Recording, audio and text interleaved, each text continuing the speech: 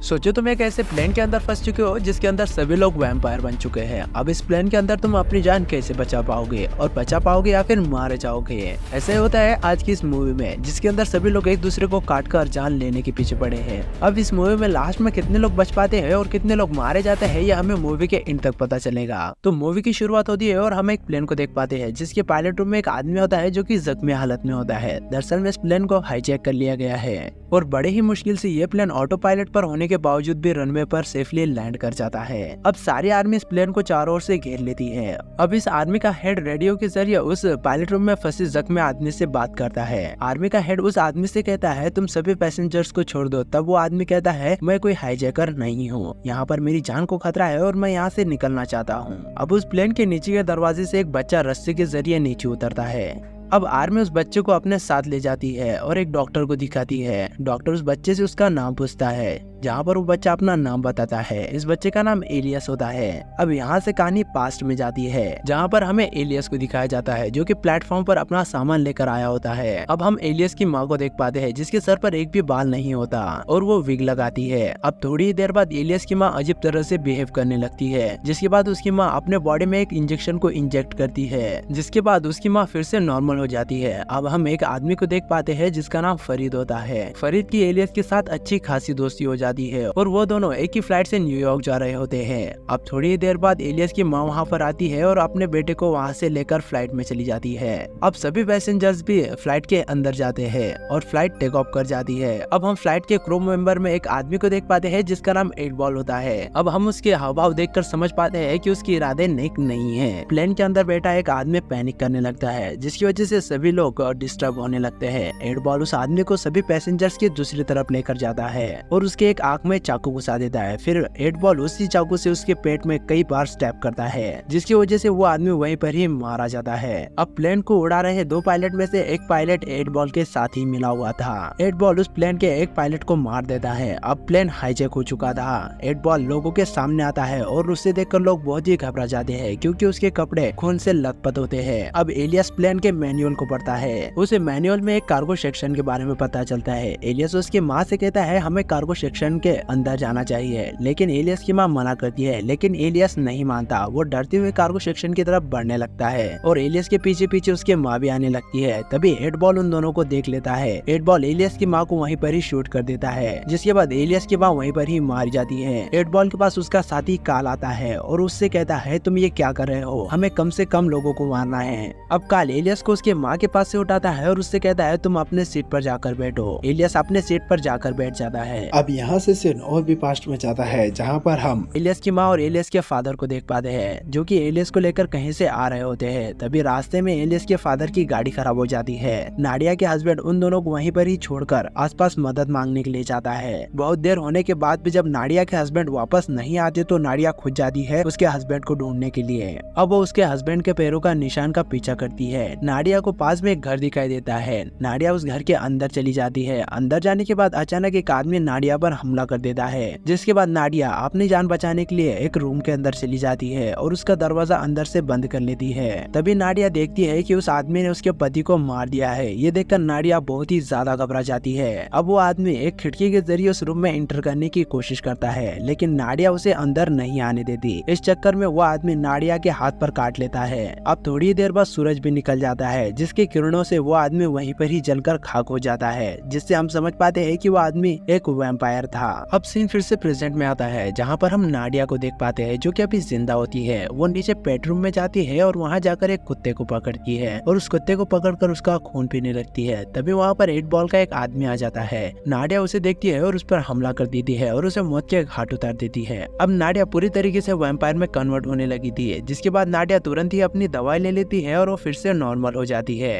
अब नाडिया वहाँ से निकल जाती है और कार्गो सेक्शन में सभी हाईजैकर्स आते हैं, जहाँ पर उनके पैराशूट्स होते हैं। उनका प्लान होता है कि उस प्लेन से पैराशूट्स को लेकर कूद जाएंगे और इस प्लेन को ब्लास्ट कर देंगे। उन्होंने इस प्लेन के चारों ओर बम को सेट कर दिया होता है और उन बॉम्ब्स का रिमोट उनके पास होता है जिससे वो उन बॉम्ब्स को कभी भी एक्टिवेट कर सकते हैं। अब नाडिया सभी पैसेंजर से पूछती है क्या तुम में से कोई प्लेन को उड़ा सकता है। तब एक लड़का उठता है जो कि इंजीनियरिंग का स्टूडेंट होता है। अब नाडिया उस लड़के को पायलट रूम में लेकर जाती है जहाँ पर प्लेन को ऑटो पायलट मोड पर रखा गया होता है। फरीद सभी पैसेंजर से कहता है उन्होंने इस प्लेन को न्यूयॉर्क में क्रैश करने का प्लान बनाया है। अब सभी हाईजैकर्स प्लेन के कार्गो सेक्शन में पहुंच जाते हैं जहाँ पर वो उनके एक साथी की लाश को देखते हैं। उसकी डेथ को इस तरह से प्लान किया गया होता है जैसे उसे किसी डॉग ने मारा हो और वहाँ पर आसपास बहुत सारे डॉग्स भी थे। एट बॉल को वहाँ पर एक दवाई मिलती है जो कि नाडिया की होती है। उस दवा को देखकर उसे शक होने लगता है। अब वो सभी लोग खून के निशान का पीछा करते हुए ऊपर की तरफ आ जाते हैं। अब ऊपर आकर वो लोग देखते हैं कि पायलट रूम का दरवाजा बंद है, इसलिए वो एक लड़की को गन पॉइंट कर लेते हैं और नाडिया से दरवाजा खोलने के लिए कहते हैं। अब नाडिया जो कि वैम्पायर में बदल रही थी वो अचानक से दरवाजा खोलती है और उनमें से एक आदमी के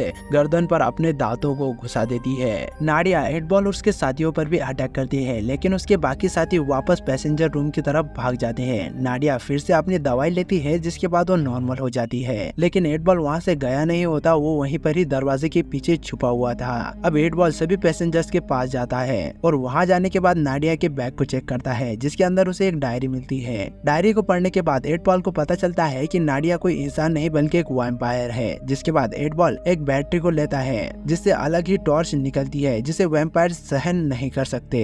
अब यहाँ से सीन फिर से नाडिया के पास्ट में जाता है जहाँ पर हम देख पाते हैं नाडिया अपने बच्चे का ठीक से ख्याल नहीं रख पा रही थी क्योंकि अब वो धीरे धीरे वैम्पायर में कन्वर्ट हो रही थी। नाडिया एक बार अपने बच्चे को भी काटने की कोशिश करती है लेकिन फिर से वो होश में आ जाती है। नाडिया जब उसके दांतों को देखती है तो वो बहुत ही ज्यादा घबरा जाती है क्योंकि अब उसके दांत बहुत ही बड़े और बहुत ही ज्यादा नुकीले बन चुके थे। नाडिया कुछ समझ नहीं पाती और वो अपने दांतों को पकड़ से उखाड़ने लगती है जिससे उसे बहुत ही दर्द का सामना करना पड़ता है। अब नाडिया उस घर में जाती है जहाँ पर उस वैम्पायर ने उसे जख्मी किया था। वहाँ जाने के बाद नाडिया की मुलाकात एक बूढ़े आदमी से होती है। वो बूढ़ा आदमी कहता है तुमने मेरे बेटे को मार दिया। तब नाडिया कहती है उसने मुझे जख्मी किया। अब वो आदमी कहता है उसके ऊपर उसका कोई भी कंट्रोल नहीं था। नाडिया कहती है लेकिन तुम अपने आप पर कंट्रोल कर सकते हो। तभी वो बूढ़ा आदमी नाडिया को गन से शूट करने की कोशिश करता है। अब वो बूढ़ा आदमी कहता है मैं अपने आप को कंट्रोल करने के लिए एक टैबलेट खाता हूँ जिससे मैं वैम्पायर में नहीं बदलता। अब वो आदमी फिर से नाडिया को मारने की कोशिश करता है लेकिन नाडिया को वो आदमी मार पाता इससे पहले नाडिया ही उसे मौत के घाट उतार देती है और उसके पास से वो टैबलेट ले लेती है। नाडिया जब भी अपने आप से कंट्रोल खोने लगती है तो वो इन टैबलेट्स को खाती है जिसके बाद वो फिर से होश में आ जाती है। अब यहाँ से सीन फिर से प्रेजेंट में आता है जहाँ पर हम एट बॉल को देख पाते हैं जो कि एक हॉकी स्टिक को बहुत ही जबरदस्त नुकीला करता है। अब एट बॉल उसके सभी साथियों के साथ फिर से नाडिया पर अटैक करता है जहाँ पर एट बॉल उस टॉर्च की मदद से नाडिया पर भारी पड़ता है। अब एट बॉल नाडिया को दबोच लेता है और उसके शरीर से इंजेक्शन में कुछ उसका खून निकाल लेता है। अब एट बॉल नाडिया को मारने ही वाला होता है तभी एलियस एट बॉल को गन से शूट करता है। अब एलियस फिर से एट बॉल पर शूट करता है लेकिन एट बॉल उसके गन को पकड़कर उसे प्लेन के शीशे की तरफ कर देता है और एलियस प्लेन के शीशे पर ही शूट कर देता है जिसके बाद बुलेट जाकर सीधा प्लेन के शीशे को लगती है और उस प्लेन का शीशा टूट जाता है और प्लेन में ऑक्सीजन की कमी होने लगती है। अब सभी पैसेंजर्स ऑक्सीजन मास्क को लगाने लगते हैं और एट बॉल भी ऑक्सीजन मास्क को लगा लेता है लेकिन नाडिया एक गन को उठाती है और उसके कंधे पर शूट कर देती है जिसके बाद एट बॉल नीचे गिर जाता है। जिसके बाद एट बॉल नीचे कार्गो सेक्शन में चला जाता है अपनी जान बचाने के लिए। अब सभी हाईजैकर्स प्लेन को ऑक्सीजन लेवल पर ले जाने की कोशिश करते हैं लेकिन दिक्कत यहाँ पर ये थी कि ऑक्सीजन की कमी होने की वजह से पायलट रूम में पायलट भी बेहोश हो गया था। अब एट बॉल के पीछे पीछे कार्गो सेक्शन में नाडिया भी चली जाती है और उस पर हमला कर देती है लेकिन एट बॉल अपनी जान बचाने के लिए एक बुलेट प्रूफ कार में घुस जाता है। नाडिया उस कार के शीशे पर कई बार बुलेट फायर करती है लेकिन उसकी बुलेट्स कार के शीशे को आर पार नहीं कर पाती। अब ऐसे में एट बॉल का बच पाना मुश्किल था इसलिए वो नाडिया के शरीर से निकाले हुए खून को अपने शरीर में इंजेक्ट कर देता है जिसके बाद वो भी वैम्पायर में कन्वर्ट होने लगता है। नाडिया उस कार में आग लगा देती है और वहाँ से निकल जाती है। अब कार्गो सेक्शन में आग लग गई थी इसलिए फ्लाइट में फायर अलार्म बजने लगता है। अब जितने भी हाईजैकर्स थे वो सभी कार्गो सेक्शन के तरफ जाने लगते हैं। उन्हें पता नहीं था कि एट बॉल अब वैम्पायर बन चुका है। जैसे ही वो लोग नीचे कार्गो सेक्शन में पहुंचते हैं एट बॉल उन सभी पर हमला कर देता है और उन सभी को इन्फेक्टेड कर देता है। अब नाडिया भी ऊपर आ जाती है। अब नाडिया ऊपर की तरफ आ जाती है और ऊपर आकर वो सभी लोगों से कहती है हमें कार्गो सेक्शन के दरवाजे को बंद करना होगा क्योंकि नीचे लोग इन्फेक्टेड हो चुके हैं। अब सभी वैम्पायर कार्गो सेक्शन के दरवाजे को खोलने लगते हैं लेकिन नाडिया और उसके साथी कार्गो सेक्शन के दरवाजे को बंद करने में लगे थे लेकिन थोड़ी सी जगह से एक वैम्पायर फरीद के हाथ को काट लेता है जिसके बाद वो भी इन्फेक्टेड हो जाता है। अब इससे पहले कि वो इन्फेक्शन फरीद फरीद के पूरे शरीर में फैलता नाडिया उसके हाथ को ही काटकर उसके शरीर से अलग कर देती है, जिसके बाद वो वैम्पायर नहीं बन सकता था।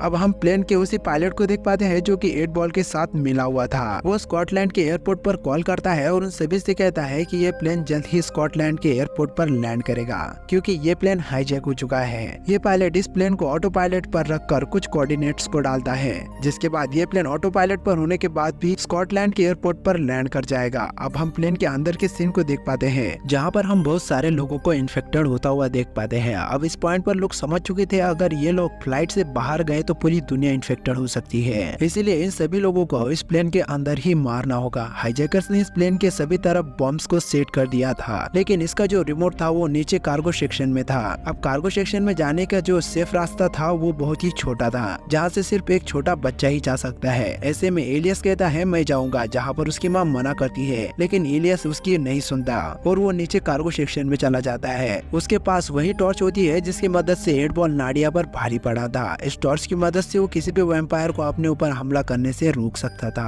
अब कार्गो सेक्शन के अंदर जाने के बाद एलियस को वो रिमोट मिल जाता है, लेकिन 8 बॉल एलियस को देख रहा होता है और वो उसके ऊपर हमला करने के लिए उसकी तरफ बढ़ता है। ये सब कुछ एलियस की माँ सीसीटीवी कैमरे से देख रही होती है और वो ये देखकर इतना ज्यादा वायलेंस हो जाती है कि वो उस प्लेन के पायलट को मार देती है, क्योंकि उसे पता था यह आदमी 8 बॉल के साथ मिला हुआ था और इस टाइम नाडिया को खून की बहुत ही ज्यादा जरूरत थी ताकतवर होने के लिए। अब वो नीचे चली जाती है 8 बॉल से लड़ाई करने के लिए, लेकिन 8 बॉल यहाँ पर बहुत ही ताकतवर था। वो नाडिया पर पहाड़ी पर रहा था। इन दोनों के फाइट के बीच में एलियस मौके का फायदा उठाता है और वो इमरजेंसी डोर को खोल देता है, जिसकी वजह से सूरज की किरणें अंदर आने लगती है। अब ये सब कुछ फरीद भी सीसीटीवी कैमरे से देख रहा होता है। वो तुरंत ही पायलट रूम में जाता है और प्लेन को ऑटो पायलट से हटाकर प्लेन को थोड़ा क्रॉस करता है, जिसके बाद सूरज की किरणें सीधा 8 बॉल पर गिरने लगती है, जिसकी वजह से उसकी स्किन जलने लगती है और वो प्लेन से नीचे गिर जाता है और इस पॉइंट पर 8 बॉल खत्म हो जाता है। लेकिन अब नाडिया भी बहुत ही बुरी तरह से जख्मी हो चुकी थी, लेकिन वो एलियस को सही सलामत देखकर खुश थी। अब फरीद प्लेन को फिर से ऑटो पायलट पर डाल देता है, जिसके बाद प्लेन ऑटोमेटिकली स्कॉटलैंड के एयरपोर्ट पर लैंड कर जाता है, जहाँ से आगे की कहानी हमें स्टार्टिंग में दिखाई गई थी। यहाँ पर फरीद सारी सिचुएशन कर्नल को समझा रहा था, लेकिन फरीद की किसी भी बात पर कर्नल को भरोसा नहीं हो रहा था। अब कर्नल अपने आर्मी को प्लेन के अंदर जाने के लिए कहता है। उन सभी सोल्जर्स के शर्ट्स पर कैमरे लगे होते हैं। अब जैसे ही सभी सोल्जर्स अंदर जाते हैं वो देखते हैं सभी लोग वैम्पायर में बदल चुके हैं और कर्नल भी ये सब कुछ देख रहा था। वो वैम्पायर सोल्जर्स पर हमला कर देते हैं। अब कर्नल भी पूरी तरीके से फरीद की बातों पर भरोसा कर लेता है। एलियस अपनी माँ को देखने के लिए प्लेन के पास जाता है, लेकिन अब उसकी माँ पूरी तरीके से वैम्पायर बन चुकी थी और किसी भी टैबलेट से वो ठीक नहीं हो सकती थी। कर्नल फरीद को आजाद कर देता है, क्योंकि उसे पता चल चुका था फरीद इन्फेक्टेड नहीं है। अब एलियस के हाथ में वही रिमोट होता है जिससे वो प्लेन को ब्लास्ट कर सकता है। अब एलियस दुनिया को बचाने के लिए प्लेन को ब्लास्ट कर देता है। उन सभी पैसेंजर्स के साथ साथ एलियस की माँ भी मारी जाती है, जो कि वैम्पायर बन चुकी थे। फरीद एलियस को गले लगा लेता है और इसी के साथ ये मूवी यहीं पर ही खत्म होती है। तो यही थी ब्लड रेड स्काई मूवी की कहानी। कैसी लगी कमेंट करके जरूर बताना और अगर चैनल पे नए हो तो चैनल को सब्सक्राइब भी कर देना।